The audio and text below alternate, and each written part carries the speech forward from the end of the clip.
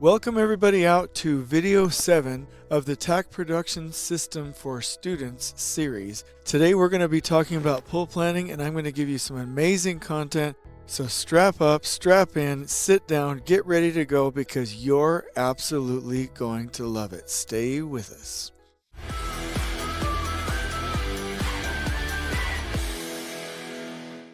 Okay everybody, I could not be more excited about today. We are talking about pull planning in this video, and I want you to know that I'm going to give you so many different tools and resources to do this. I think you're going to be super excited. But let's first take you back over here to our board, the Takt course for the norm planning. This will be for video 6 and 7. And if you remember, when we first did the video, we covered some of the early and later concepts, and I said that we would cover the pull planning portion later. And so that's what we're going to do now. And so I've included these items here in the center, and I'm pretty stoked to go over this with you because pull planning is my jam and I absolutely love it. So let me go ahead and zoom in just to this area and let me cover the book first. Okay, so on page number 86 of the Takt Planning book, and I hope you get that book. In fact, like I've said before, version 4 is already out with 30 additional pages, and we make it simpler, easier, and more concise every single time. But this is on page 86. If you get an update where the page numbers change, please forgive me because this video may be watched in the future, but either way, come to the page that looks like this. Let me say this before I start. When you're in the macro, right, when you're early on in your planning and you don't have trade partners, you are going to follow this sequence basically. Get your production rates, use your builder knowledge, get input from trades as best you can, but you may not be able to host a pull plan. It's really when we go from the macro to the norm that we host a pull plan, and this is key. In fact, I personally will never schedule, or I'll say create a production plan for my production plan unless I host a pull plan. So I'm very, very adamant about that, and I will not do it. I think that everybody should host a pull plan. So moving forward here, I want you to know on the next pages, I've got some steps, and I think you'll love them. Number 1, your first step is establish your conditions of satisfaction, and that actually runs into the second page. And really what it means is prepare the team. And when you prepare the team, you can send them a worksheet, you can send them simply the text, but basically you want them to be prepared. In fact, a lot of trade partners say, hey, I wish I had a couple of days to prepare for this pull plan. Super fine. All right, give them the time, give them the clear expectation. Then gather them. One of the things that I love to do is really explain, hey, what are we going to do in this meeting? And this is something that a lot of people don't teach that I'm going to right now is provide some preparation time. Hey, we're gathering you for this pull plan. Hey, here are the conditions of satisfaction. This is where we're going to do it. But let me, here's a set of drawings. Here are the links. Let's go ahead and take 15 minutes to prepare if you need to. If you don't need to, then take a quick break, grab a coffee, go to the restroom. I really like to provide just a little bit of time in the beginning of the pull plan. Okay. Then, obviously establish or reiterate the conditions of satisfaction. This is what we're attempting to do in this pull plan. Make sure that everybody's oriented to, every aspect of what you're going to ask them for. And they should be ready to go. Once they're ready to go, we go into step 2, one of my favorites. We're going to describe the start and end milestones. And what I want to do here is say that typically when you're describing the start and end milestone, you can't just say, hey, here's the start and end milestone. They'll have questions, right? Well, what do you mean ready for sheetrock? Is that double side, single side, or you just mean installation ready to go? Do you mean it's been inspected? What level? Where, there's a whole lot more detail in there that you need to explain for the end milestone and the start milestone that we must make clear before we begin. And that takes us to step 3. Communicate the sticky format. And what I mean by that is whether it's physical stickies or virtual, or you do it one format or another, make sure that everybody knows what format you're going to use and that they're onboarded. Don't assume that they know. And then step 4, make sure everybody has the right color, right? Something simple, but if you start doing the pull plan without the right colors, then everybody's going to get confused and we can't see flow, which will be a disaster for you. And I want you to be, let me just make this clear. I want you to be super comfortable when you're doing the pull planning because this is one of the hardest things to do. Yes, it's important. Yes, it's great, but it is hard. So I have a couple of things, and these two are the main things that I like to teach to help you to be comfortable. Number 5, we're going to establish the rules. What do I mean by that? That means, everybody in your training, if you're doing pull planning training, or everybody in your class that's watching this video, or everybody in your actual pull plan will have gotten different types of training about pull planning. And if you start pull planning, then people get confused, and then you have some accidental hecklers, and it's just not great. So here's what I like to do, say, hey, team, we've all done it differently. Let's all establish together the rules that we want to have for this. And once we say, yep, thumbs up, this is how we're doing it. Regardless of how any of us have done it before, we're doing it this way. That will de-stress you so much because you won't have to stay ahead of the heckling crowd and critique. You are simply having to abide by the rules that you set together. And then that sets you up for the pull plan. So then, step number 6, and I am going to walk you through this, you run the pull planning meeting. Now, what I want to say here is that one of the key things that I want you to do is make sure that you have these little check boxes. Now, why do I say that? I remember a pull planning video for construction a while back saying, everybody grab your stickies and go up to the board. And I watched this and I was like, oh my gosh, that is the worst thing I've ever seen. That's absolute chaos. No. What we want to do is whether you're working forward then backwards or you're starting backwards, it doesn't matter. Whenever you do the backwards pass, I want each activity to have these needs, at least 2, or you can have more. If our sticky says that we need this, we don't check it off until we have a sticky that we can see that takes care of it. And just the same thing with the second checkbox. If we don't see a sticky over there that actually has that, we don't check it off. But if you do check it off as you go, you can start to work in your backwards pass, sticky by sticky, check marking everything off when a sticky shows that need is met. And then when you've exhausted those needs, you know that your pull plan sequence is done. And when we go in the backwards pass, I always like to find missing activities, typically at least 2. But basically what you're going to do is make sure that you're using these needs, or you can call them constraints, or you can call them predecessors, whatever you want to call them. But basically make sure that each sticky has 2 things they need and that you're checking them off as you go. The other thing I want to say is that I personally like to do a forward pass and then a backwards pass. Some people like to do it backwards then forwards, but you have to go both directions. My point with this one is to say, whether you've gone forward, which I typically do, or backwards, you do need to check it in the opposite direction, whether that's backwards or forwards. And then when you do that, you're going to find more things that can be grouped in what we call a parallelization or a concurrent work strategy. You're not going to have all finished the starts. You're going to be looking at ways to optimize. Okay, so we're trucking right along, and then step number 8, you're going to pull the pull plan into the right format, and then you can start doing your flow analysis. We used to call it a stacking comparison, but I call it a flow analysis, and then create your norm level takt plan, which we've already discussed. So these pages 92 and then the other page over here to the right, you've already been exposed to. And my point with this at the end here that I want to make sure that is clear is that as long as by the time you're done, you have really good packaging of trades to flow, that you have the right zone sizes according to work density, not area, and the right number of zones, we're good to go. Now, one quick note here. I teach takt planning based off of a single train, but most takt planning ends up being multi-train, meaning it's not just one beautiful cascaded sequence and flow. And so I cover that here on page 95 and 96. And I do want you to know, as we go down through this example, you'll be able to do either single train takt planning or multi-train takt planning, otherwise known as takt time-based takt planning or resource-based takt planning. And so I'm really excited for you. These pages, go ahead and take some time to study them. I think they're quite remarkable, and then we'll get right in here into the training exercise and allow you to play around with it. But first, let me show you something cool. I'm going to actually walk you through an example, a real example that I did. And I sound silly when I say with real trade partners, but these trade partners legitimately were brand new, never been prepared, and I want to show you exactly what it looked like.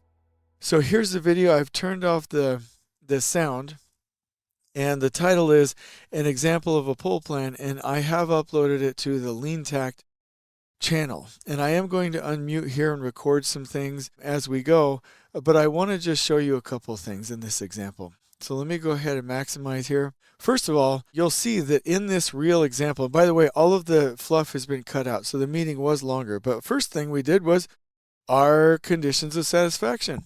Super cool, right? I'm following my own method here. Then, and this is a little bit out of order from how I have it in the book, but we covered the rules. So I asked the trade partners, what are the things that we want to abide by as we're going through this? And it really worked out quite well. We were on the same page. And you can see me up on the right. That's me actually talking in this pull plan. Sometimes you can see me in that video. This is where I'm showing them the sticky colors that we had already prepared. And now I'm showing them the sticky format. When I do the pull planning, I just do duration, then activity. Then when I go backwards, I'll do duration, activity, and then my two needs, just like we talked about before. So we're off to the right start. Now let me go ahead and speed up here just a little bit. One of the first things that we do in a pull plan, like I've talked about before, is talk about the zoning. In this pull planning video, and by the way, if you're in a course, university course, in a company training, wherever you are, I do recommend after this video just going ahead and showing that video or clips from the actual pull planning video because it's remarkable. It's only 20 minutes, and I think it'll be worth your time.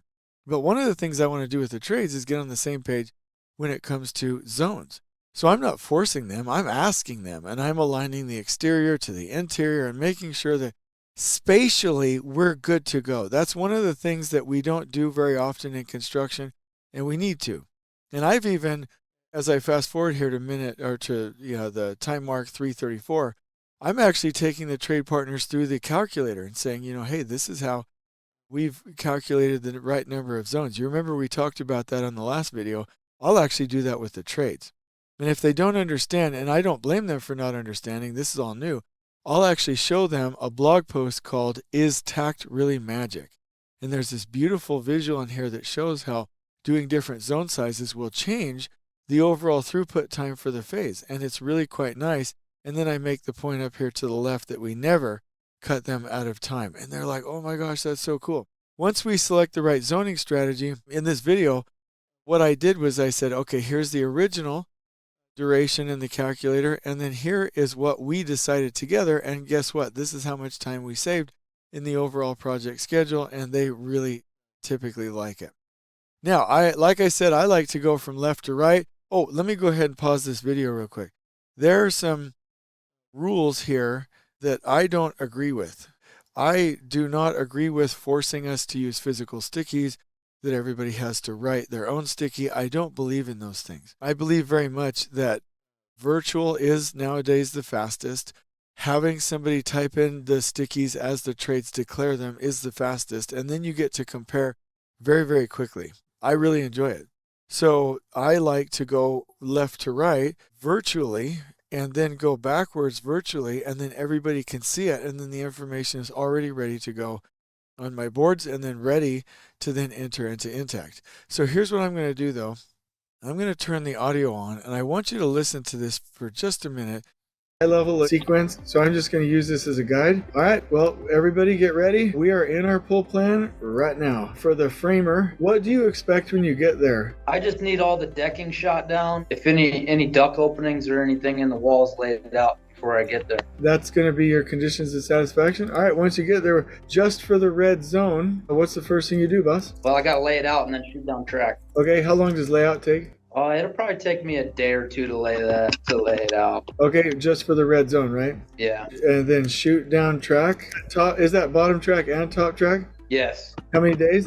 Probably 2 days of shooting track and then 6 days of framing. So 10 days total. All right, what happens after framing, team? Sheathing. How long for sheathing, my brother? And is there any overlap? 7 days for that area. So once sheathing's done, Eves, is that you next? Yes. Tell me what you got. What is your first step in your process? Scaffold. It'll take me for that probably 2 days. And then what happens after you build scaffolding? Weather better. How many days? 2 days. Envelope, testing. So I'm going to go ahead and pause here for just a minute. That is a real pull plan. Those are new trades that have never done it before. And we did have this video edited so that we could cut out any non-essential time. But that's real. At this point, I think your facilitator, your trainer or your professor should ask the questions of what did you notice in the pull plan and pause the video. If you don't do that, let me just go ahead and say some of the things that people typically say to me. I'm typing in their stickies, but I'm not telling them how long. I'm listening to them. I'm asking them. I'm relying on their experience. I am writing down a sticky for both days. I am associating their activities to a physical space with an actual map. It's absolutely remarkable. And so that's how we run that in the forward direction. Now let me cover a couple of things. Once I go all the way forward, typically what I'll do, and you can see here in the middle, is I'll copy that sequence down and attempt to find the takt time and really start to collaborate with the trades on what that will look like. Let me go ahead and unpause the video and listen to how I'm talking to them right now. To look for patterns. So the sequence that we just created, I'm just going to bring out some data. When we do pull plans, in my opinion, it doesn't really matter how well we're flowing left to right, because that doesn't take care of trade partners. I care how are we flowing from area to area to area so that the trade partner has flow. So the layout and then shoot down track, that is on like a 4-day stagger, but it looks like the framing here is on a 6-day. So a 6-day. Essentially, when I'm done with the first 4 days, I could move to the next area. I see where you're going. Yes, let me show you what you could do. Like if you're the first one out of the gate, your layout and your track crew, or however you're going to do that, is like at a 4-day rhythm. But if the framing has to be finished to start, you're like on a 6-day rhythm. The sheathing looks like 7 days, but I bet a day of overlap wouldn't hurt you too much. So that looks okay. For EIFs, which is the most critical? So I'm sure color, base coat, and okay, so that was just a little brief overview. Let me go ahead and move it back. What did you notice, right? This is a good time for your facilitator, professor, or teacher to ask the group. But if you're going to skip that and want to have that from me, one of the things that people always say when they watch this is, oh, Jason, you're not just looking at how one sequence works. You're looking at how they work from zone to zone to zone. And you're working with the trades to make sure that you have that flow. And you remember that when we did what I used to call a stacking comparison, I now call it a flow analysis because I don't like the word stacking. So we did change that after I recorded that last video. But when I do the flow analysis like you learned in the last video, I showed it to you if you were learning it as a skill. But I like to do that with the trades, right, and start to package it properly. So I'm getting a rough idea. And then what happens is once I've kind of got that and we've worked out some of the problems, I'll start to work it backwards. Now, let me play this for just a minute. I think you'll find this interesting. This is when, yeah, we have our forward sequence. We've checked the takt time. We've collaborated. But now I want to make sure that everybody has their needs. And let me just give you a little off-color analogy. Like, let me give you two scenarios here. Number one, you are about to get married. And you say, honey, hey, I want you to clean the house. And I want to be intimate every night. And I don't really want to take care of the kids. And you handle all the dishes and cleaning. Please don't, bother me too much when I'm tired. How well is that marriage going to work out? Now, some of the class members might be giggling at this time. I didn't ask you what you wanted, right? We don't have AI robot spouses. I said, what's going to work out better? Second option is, hey, honey, I want to get married. Let's create a life together. What's important to you? This is what's important to me. Let's co-parent. Let's co-partner. Let's be equal. Let's really decide to love each other and figure out something that is a win-win. Which of those, the first example or the second, is going to work better? The second one. And so a pull plan, and let me just go ahead and do this real quick with my drawing. A pull plan says, this is what the job needs. Now we're going to go backwards and say, what do you need, trade, to make that happen? It's a collaborative partnership. So let's go ahead and play this for just a second and see if you like it. Go backwards. So drop scaffolding. I need you to at least come up with 2 things that you're going to need in order for that to work. What would you need to drop your scaffolding? Well, we can move that right after fascia because the drip edge, we can do it off of the roof. Oh, okay. All right, perfect. So we'll do that. So drip edge, what 2 things do you need in order for you to install your drip edge? We're just waiting on ourselves at that point for the drip edge. We're installing fascia. So you need the fascia installed. The EVIS needs to be done, right? Oh, EVE's complete. Okay, if I put on here at need and I've got stickies to the left that satisfy that need, I'm going to put a Y for yes. So let's look at this. So fascia installed. Yep, we've got an activity for that. For the EVE's complete, we've got an activity for that. Fascia, what do you need for that to go well? The EFS, the color. Like, is there any cleanup here that would prevent fascia from happening just the next day? As long as we wait a good 12 hours and let it dry. 12 hours, so overnight. Weather barrier, what things do you need to be done? Make sure everything, my substrate is clean. My corners and everything are acceptable after dents, the hanging dents, glass and everything. Penetrations, all nice and flush. Okay, so I'm just looking here, so I'm just going to check a couple of these. Okay, so let's go ahead and look at that. What am I doing in the reverse? Now's a good time for your facilitators, professors, and trainers to ask the group what they think and pause the video. But if you want me to mention some of the things that people notice when we're going through this, is that I'm going backwards. And I'm saying, hey, Trade, you said that you could do this, but what do you need to make that happen? And I'm typing them in. And I don't mark them as a yes until I know for a fact, right? You see these Y's over here? Until I know for a fact that those stickies exist. And if I'm missing one, I add it and we figure it out and we complete the sequence. I'm always, when I want to go backwards, I always want to find a couple things that we missed. And inevitably, we always do. So once you go backwards, you're in a really good spot. By the way, if you watch this video, you'll notice that we found a number of missing activities when going backwards. And then you'll go back through that same, let me go ahead and turn off the audio here and play the video. You'll go through that same flow analysis, check the takt time, make sure you're flowing from area to area, and you're good to go. And what I like to do at the end is then just show the entire pull plan and make sure that you're hitting your end milestone and making sure that everybody is super happy with where we ended up. And this is the sequence that we're going to follow. If there's major problems, like I remember one time an electrician just could not get the crews to fit. And so we had to sidebar it and come back to it. But most of the time, you can finish this out by having good diagonal trade flow and check it with your milestone. So let me go ahead and pause this video. Again, I highly recommend that you watch this. This is such a cool video, and it's a real example. And so I want to give you the opportunity to experiment with this as well. So let me go ahead and zoom in here. What I typically do in boot camps is I say, hey, here's a list of activities. And I really need you to stay with me on this one because, you know, if I was facilitating with you, it would be pretty easy. But being that this is a video, I need to make sure that I'm super careful, right? Basically what you do is all these stickies are in the same color. You're going to have to break them out and make sure that you know what color the stickies should turn to. People in your groups can take on different roles. It's always worked out best for me for you to figure that out on your own. But really what you'll do is you'll start over here from left to right using these stickies and you'll create your sequence forward. Now, typically people will find, oh, can I add this one? Yes. Can I do that? Yeah, you can modify it. Don't modify the durations and have those stickies as a minimum, but you can make modification.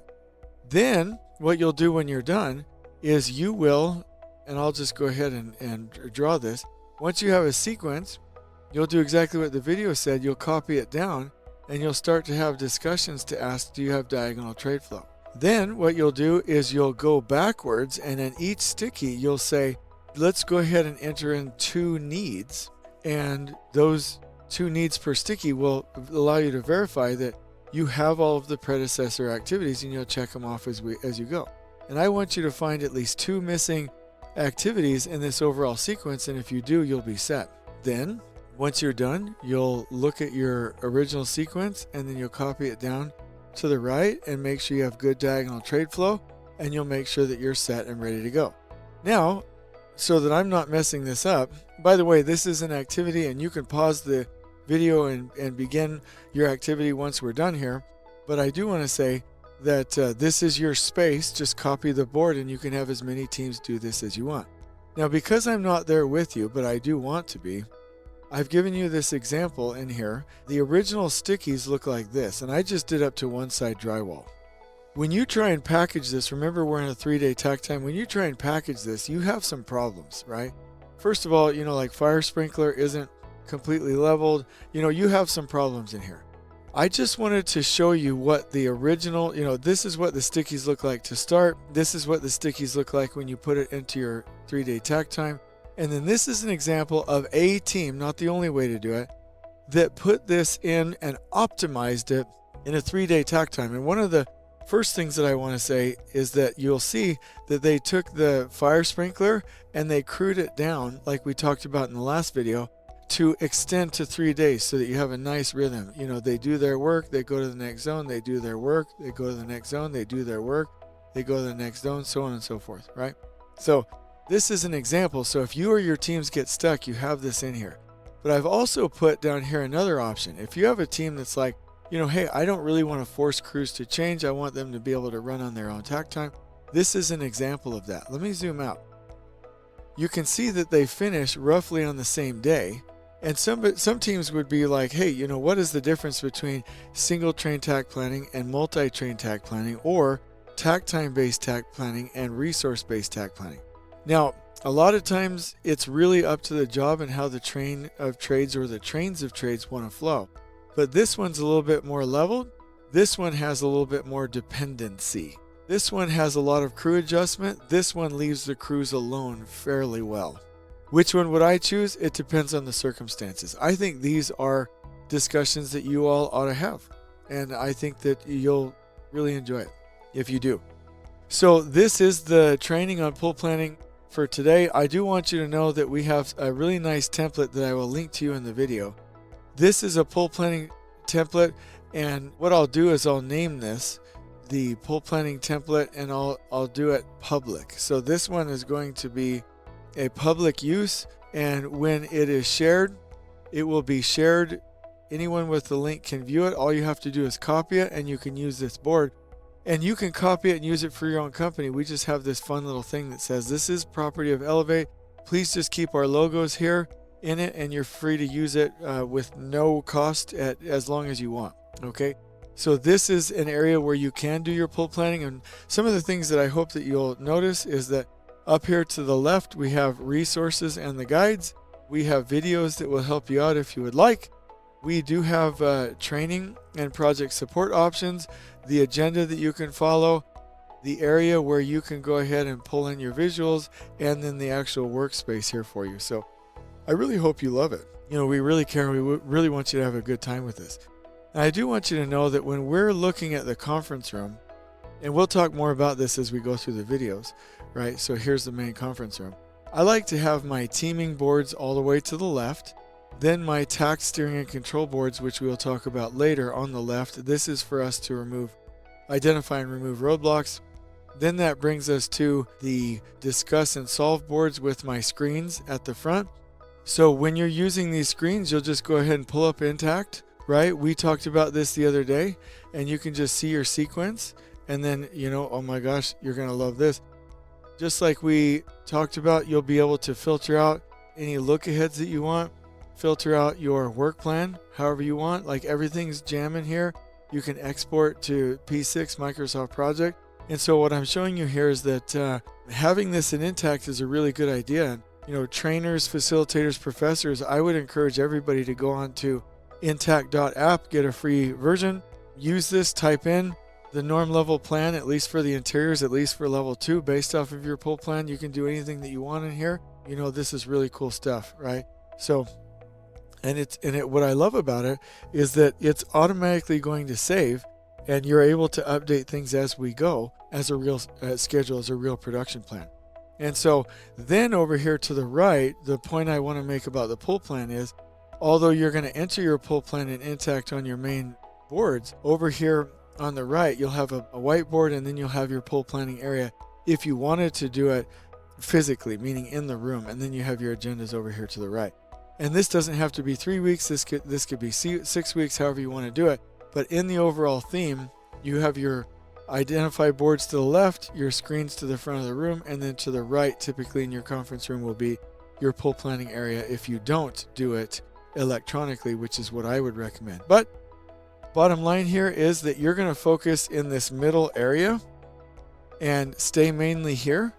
And what we'll do here over to the right is we'll add the syllabus for video 7 and the test for video 7 over to the right, and you'll be able to utilize this board for your activities, and hopefully you pull in inTakt and that you've enjoyed all of the content. But basically, this is the course about pool planning. I hope you've loved it. On we go.